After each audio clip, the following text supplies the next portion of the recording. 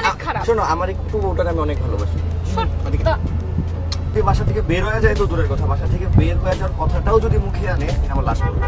আখি তিশার নখের যোগ্যও না। আহাত তার বড় বউ তিশাকে এতটাই ভালোবাসে যে বাড়ি থেকে যেদিন তিশা চলে যায় সেদিন লাশ হয়ে যাবে। আখি কখনোই তিশার যোগ্য হতে পারবে না। আখি এক স্বার্থবাদী মেয়ে। তিশাকে জড়িয়ে ধরে তার গালে চুমু দিয়ে একথাই বলল আহাত। 203 আখি এবং তিশা, এক স্বামী আহাত। তাদের সংসারে রিসেন্টলি ফাটল ধরেছে। এরপর থেকে নেট দুনিয়ায় আলোচনার শীর্ষে আছেন তারা।